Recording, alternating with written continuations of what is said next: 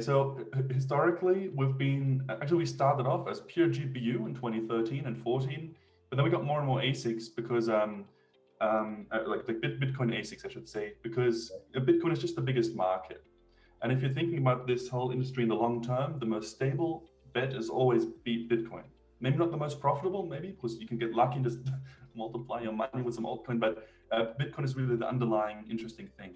And if you are working with customers, and as we did in the past, and as also if you're working with investors that maybe they're interested in the crypto idea, they want to get into it, but they don't want to go on with like even more higher risk than they already see. They see already Bitcoin as a huge risk. So try to sell to them to buy something with 10 times more risk. They're not going to go for it. So they've got their investors or their shareholders or whatever that they have to explain the decision, and they say, oh, we've decided to mine, Mooncoin or something. They're going to be like, what? Yeah. So having a really strong position in Bitcoin, I think is really important. I think it's the least risky strategy. You can plan the most long term because you know how the life cycle of Bitcoin is going to be. You know how the life cycles of the ASICs are going to be.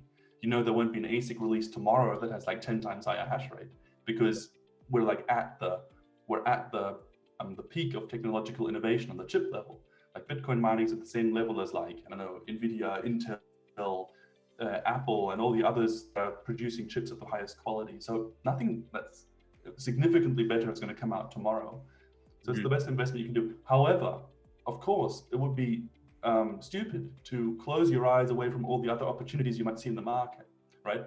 As a long-term industrial scale miner, we have the price models and like the market models in place to have like a really good guess to how to like what investment makes sense and which not, right? So we are in a unique position where we can say, hey, there's this Mooncoin and we've done the research on it, and here's the market analytics, and here's all the calculations, and it shows we should do it.